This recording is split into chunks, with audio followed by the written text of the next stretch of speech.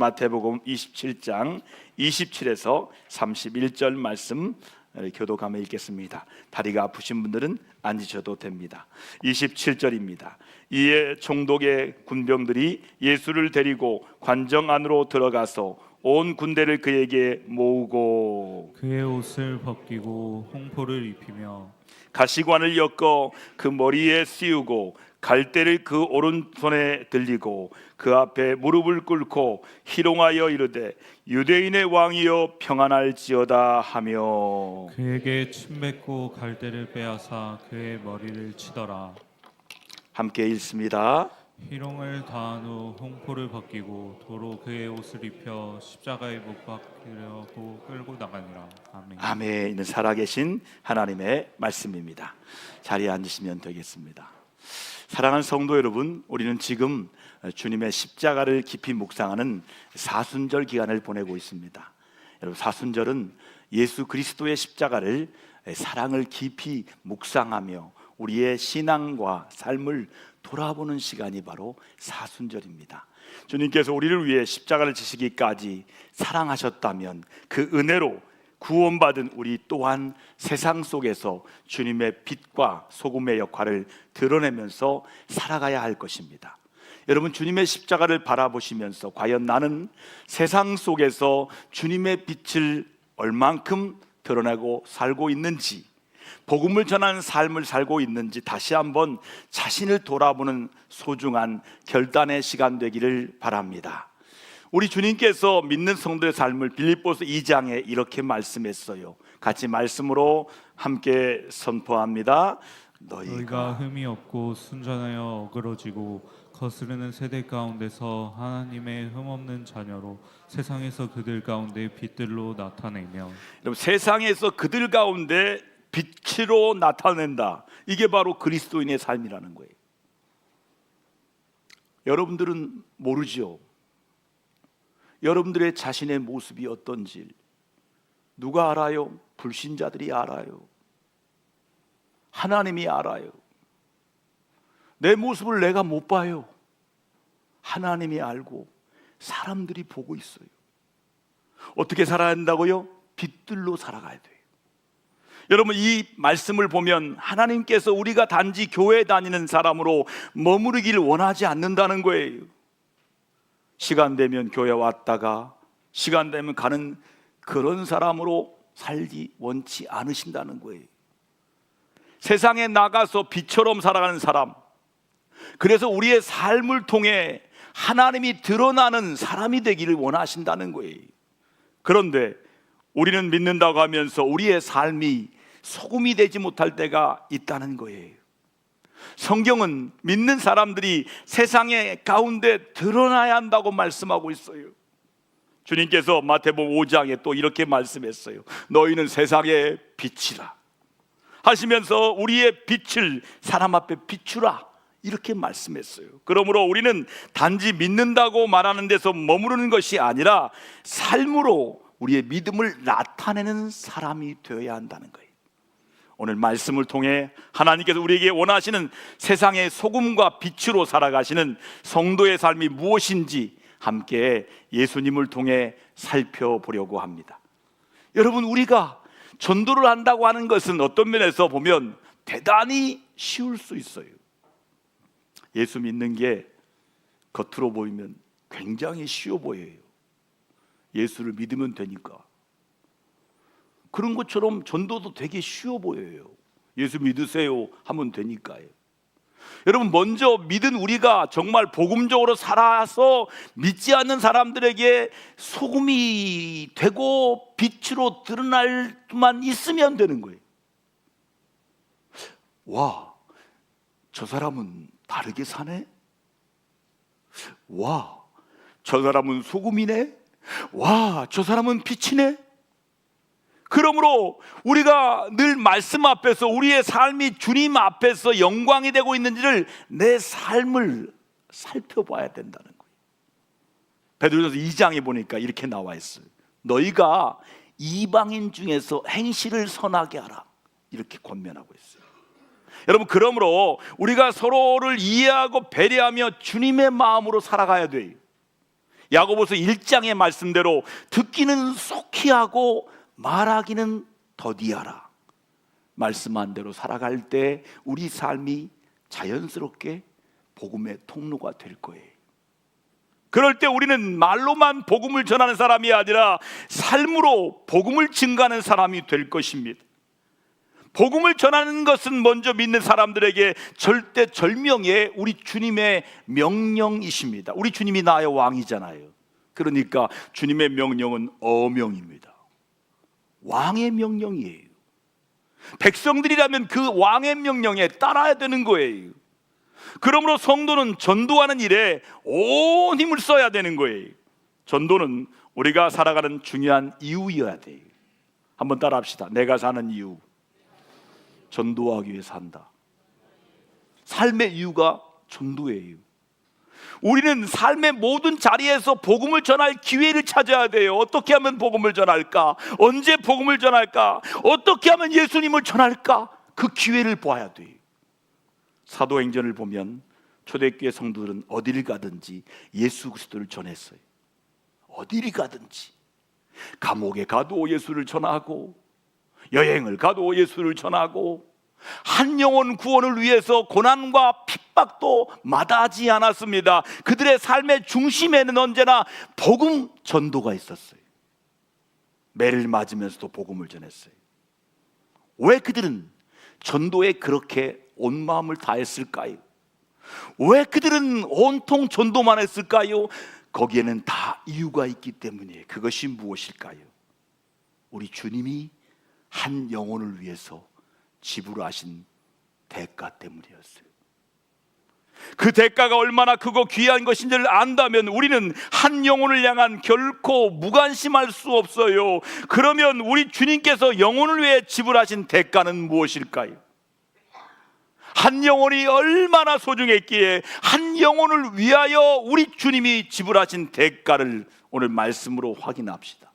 첫 번째 대가는 우리를 위하여 멸시와 천시와 수치를 기꺼이 당하셨다는 거예요. 사람들은요, 누구나 자신이 무시당하거나 모욕당하는 걸 견디기 어려워요. 애들도 마찬가지예요. 여러분, 사람들 사이에 갈등이 생길 이유가 뭡니까? 많은 경우 서로의 마음이 상하고 모욕을 느끼기 때문이에요. 나 왜 무시해? 그래서 갈등하는 거예요. 가까운 관계일수록 말 한마디 행동 하나가 때문에 상처가 생기기도 합니다. 그래서 사람들은요, 자신이 낮아지는 것을 싫어합니다. 수치당하는 일을 피하려고 합니다. 그러나 성경은 우리 주님께서 우리를 구원하시기 위해 이러한 수치와 멸시를 기꺼이 감당하셨다는 말씀이에요. 이사야 53장을 보시면 주님에 대해 생생히 이렇게 말하고 있어요. 그는 멸시를 받아 사람들에게 버림을 받았으며. 이사야 선지자는 예수님을 본 적이 없어요. 그런데 700년 전에 그런 예언을 통해서 말씀하시는데 예수님에 대해서 정확하게 이사야 선지자는 예언하고 있어요.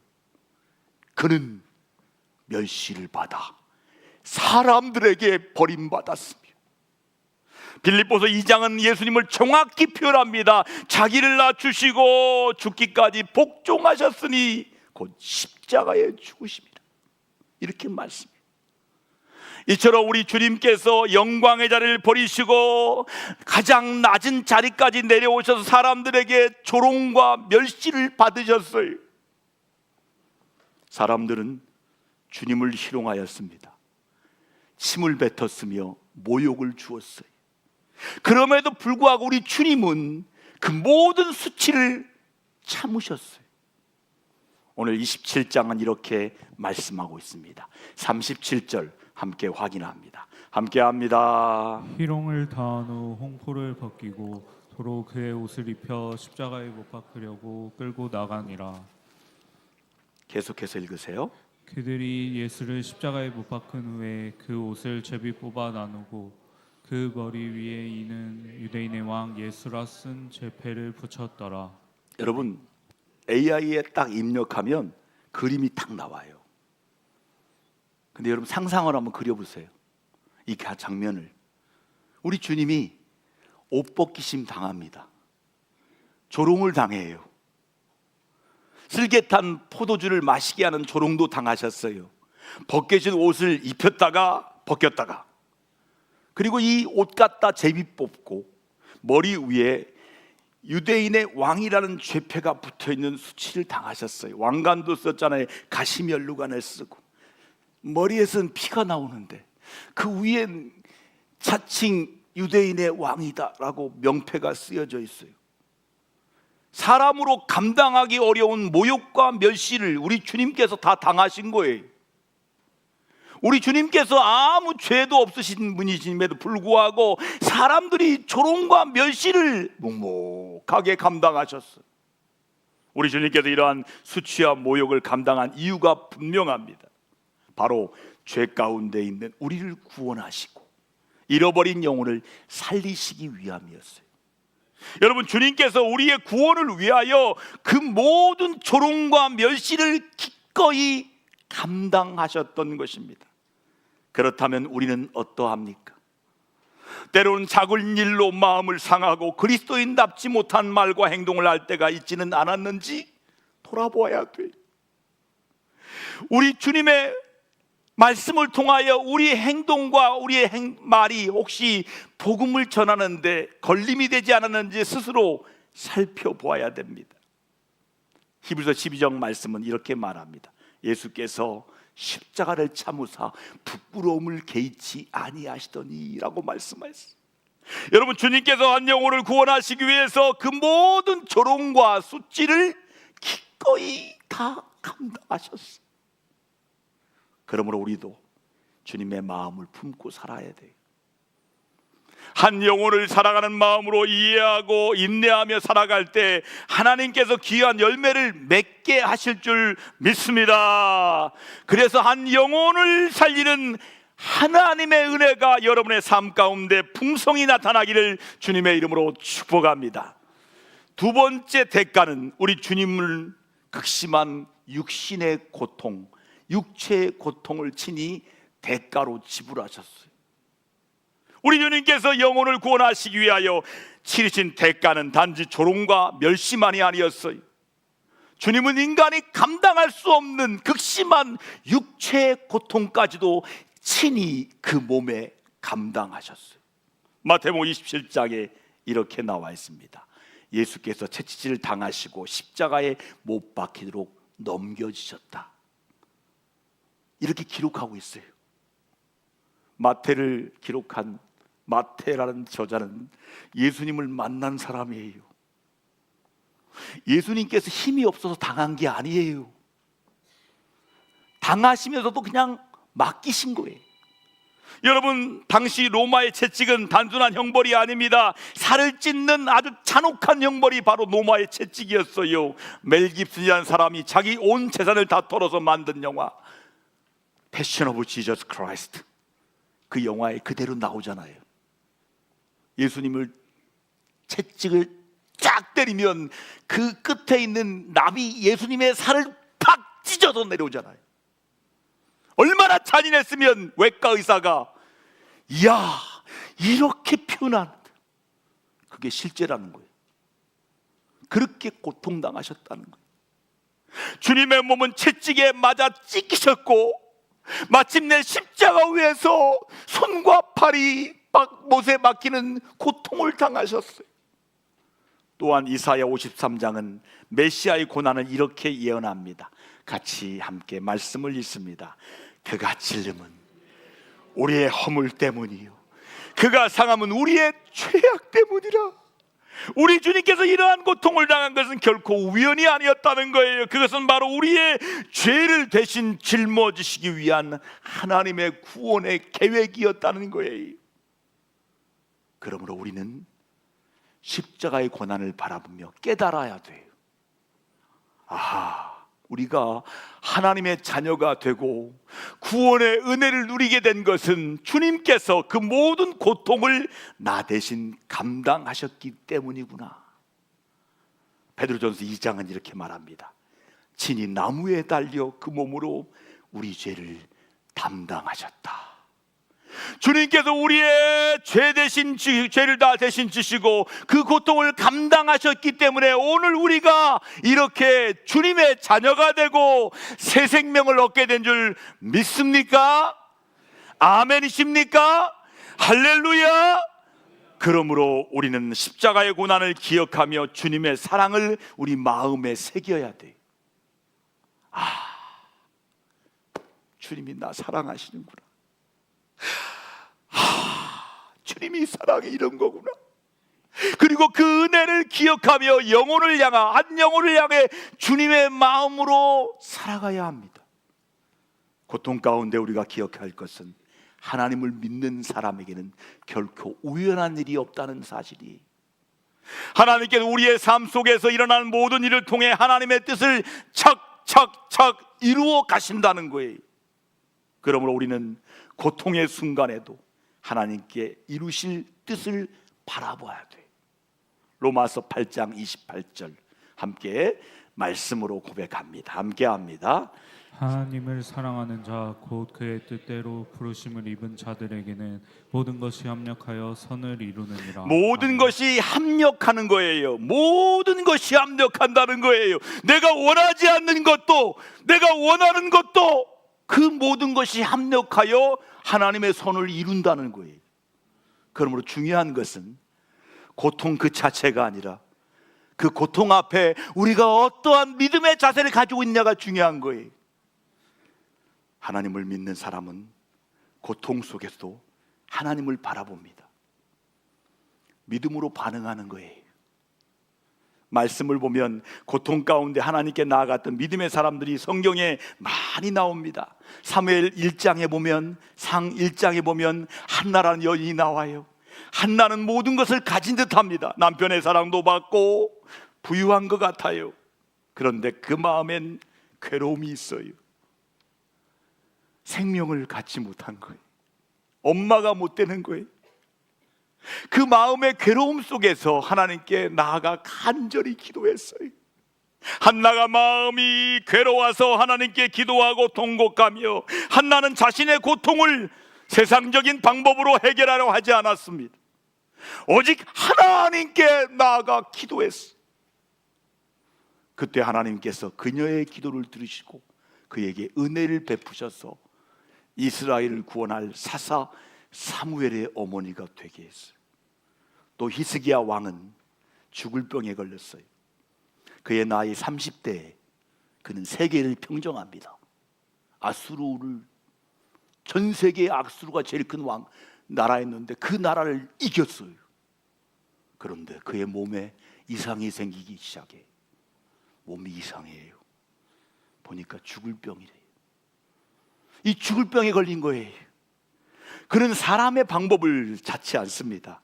하나님께 나아가 간절히 기도하며 눈물로 간구했어요. 그때 하나님께서 히스기야의 기도를 들으시고 생명을 15년 연장시켜 주었어요.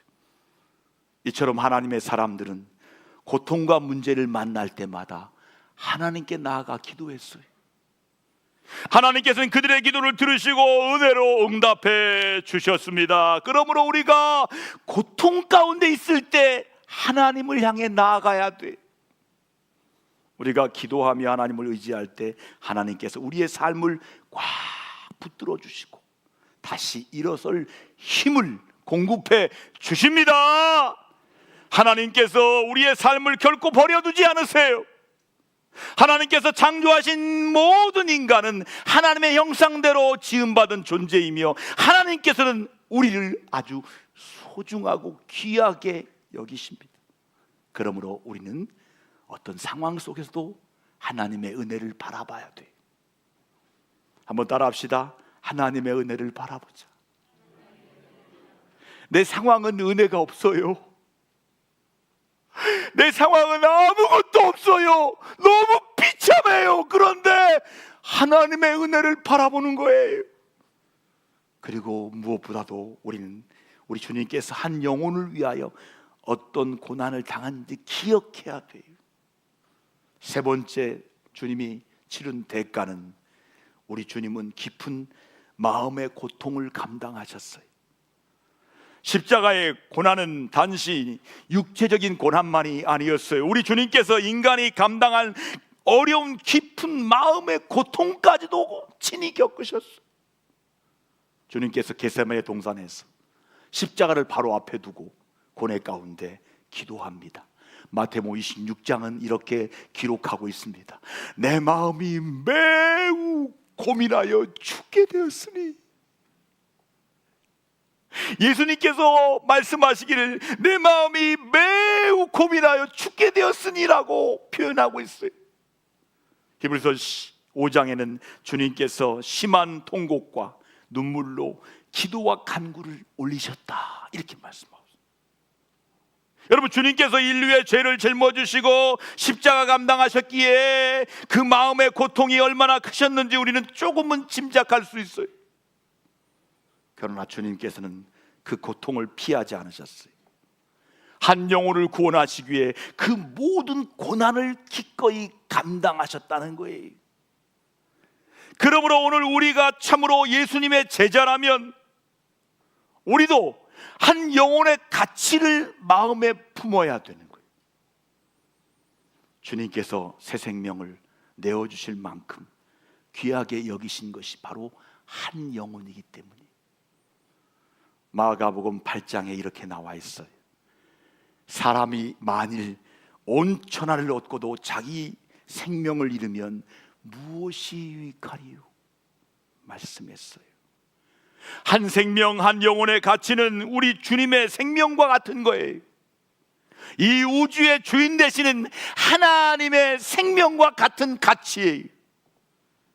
그런 마음으로 오늘 우리가 한 영혼에 대하여 가까이 갈 수 있어야 돼요. 그것이 바로 우리 주님 예수님의 마음이에요. 여러분, 그 마음으로 한 영혼을 향해 가라고 오늘 성령으로 감동하시는 줄 믿습니다. 성령에 감동받은 분들은 영혼을 대하는 태도가 달라져요. 여러분, 노벨상 아시지요? 노벨이라는 사람이 어느 날 신문을 통해서 노벨 죽다라는 기사를 봅니다. 그리고 나서 나는 죽은 게 아닌데 그 형이 죽은 거예요. 이때부터 노벨이 바뀌기 시작해요. 아, 내가 죽는구나. 내가 번 이 돈을 어떻게 쓸 것이냐. 인류에 공헌한 사람들에게 이 상을 주자. 노벨상을 만들게 돼요. 이 노벨상을 받은 나라를 보면 스위스, 스웨덴, 덴마크, 네덜란드, 영국, 미국, 독일, 한국 순으로 모두가 다 기독교와 가까이 있는 국가라는 거예요. 유대인을 상을 받을 만큼 유대인들이 많이 받잖아요. 대부분 기독교 국가에서 정착하며 살면 연구한 유대인들이 많이 받습니다. 이것은 무엇을 의미합니까? 성경을 가르치고 예수 믿는 나라가 선진국가라는 거예요. 경제 부강 국가예요. 노벨 수상 국가라는 거예요. 즉 성경의 가르침과 정신 위에 살 때 축복의 사람이 된다는 말씀이에요. 하나님의 말씀 위에 세워진 삶이 개인과 사회를 바르게 세우는 기초가 된다는 사실이에요. 그래서 성경은 단순히 종교적인 책이 아니라 우리 삶과 가정 그리고 사회를 바르게 세우는 하나님의 지혜의 말씀이에요. 이 하나님의 말씀을 가까이 하고 그 말씀대로 살아갈 때 하나님께서 우리 삶을 인도하시고 복된 길로 이끌어 주신 줄 믿고 경험되기를 주의 이름으로 축원합니다. 하나님께서 한 영혼의 가치는 이 세상에 어떤 것도 비교할 수 없다고 말씀하셨어요. 그 영혼을 위하여 우리 주님께서 십자가의 고난을 감당하셨기 때문이에요. 대가를 지불하면서 다 이루었다, 테텔레스타이, 내가 다 지불했다라고 주님께서 십자가에서 말씀하셨기 때문이에요. 그러므로 오늘 우리도 한 영혼을 위하여 우리 주님처럼 사랑할 수 있는 마음이 있어야 돼요. 그 사람이 하나님의 사람이며 진정한 사명자인 것입니다. 천하보다 귀한 영혼의 가치가 이렇게 대단한 것입니다. 한번 따라합시다. 내 영혼의 가치가 이렇게 대단하구나. 자신의 영혼의 가치를 아는 사람들은 다른 사람의 영혼의 가치를 아는 사람들이에요. 내 영혼이 이렇게 소중한데 이 영혼을 위해서 내가 무엇을 해야 되는가? 사순절 세 번째 절을 보면 우리 주님께서 당하신 고난을 묵상해 보십시오. 주님께서 우리에게 나의 영혼을 구원하기 위해 지불한 대가잖아요. 우리 주님께서 값비싼 대가를 치르시고 구원한 한 사람의 영혼을 우리 주님께로 인도하는 영혼 구원의 전도자가 될 수 있기를 우리 주님의 이름으로 축원하고 결단하시기를 바랍니다. 우리 함께 기도하실 때 한 영혼을 소중히 여기게 해달라고, 영혼 구원을 위해 대가를 지불한 우리 주님을 묵상하며 함께 기도로 나아가겠습니다. 기도합니다. 하나님 아버지, 한 영혼의 가치가 이렇게 대단할 줄이야. 한 영혼을 위해 십자가에 고통당하신 주님, 한 영혼을 구원하기 위해서 대가를 지불하신 우리 주님, 그 주님을 깊이 묵상하는 사순절 되게 하셔서 영혼의 가치를 알고 한 영혼을 위해서 우리도 주님의 주신 귀한 사랑 가운데 대가를 지불하며 전도하는 귀한 믿음의 결단이 있도록 오늘도 우리를 말씀으로 결단하게 하여 주옵소서. 사랑의 하나님 아버지, 오늘 말씀을 통하여 한 영혼의 귀한 가치를 깨닫게 하시니 감사합니다. 주님께서 우리를 구원하시기 위해 멸시천대 수치를 당하시고 채찍에 맞으시고 십자가의 극심한 고통을 당하신 것은 잃어버린 한 영혼을 살리기 위한 사랑이었음을 다시 한번 기억하게 하여 주시니 감사합니다. 그 크신 사랑과 은혜로 우리가 구원받았음에도 그동안 한 영혼을 향한 주님의 마음을 품지 못하고 무관심하게 살아왔던 우리 모습을 이 시간 용서하여 주옵소서. 이 사순절 기간에 우리의 마음을 새롭게 하시고 주님의 십자가 사랑을 깊이 묵상하여 소금과 빛의 삶으로 주님을 드러내게 하여 주옵소서. 우리의 구원을 위하여 십자가에 자신을 다 내어주신 예수 그리스도의 이름으로 기도드리옵나이다. 아멘.